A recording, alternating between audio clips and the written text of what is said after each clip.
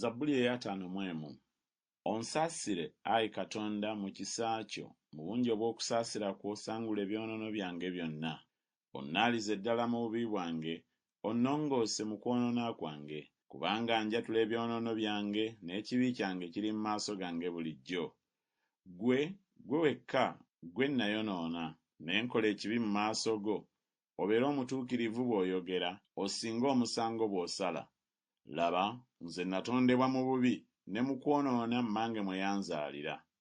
Laba, ggwe oyagala eby'omunda eby'amazima, era mu mwoyo ogutalabika onommanyisa amagezi. Ontukuze ne Zoobu, nange nnaaba mulungi. Onnaaze, nange nnaaba mutukuvu okusinga omuzira. Ompulize essanyu n'okwesiima, amagumba ge wamenya gasanyuke.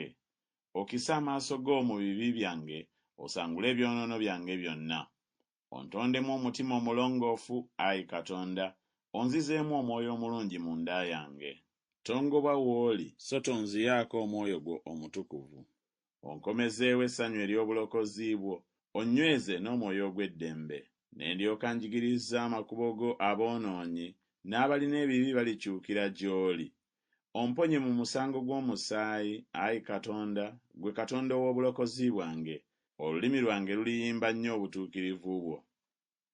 Ayi Mukama, yasamya emimwa gyange, n'akamwa kange kalyolesa ettendo lyo.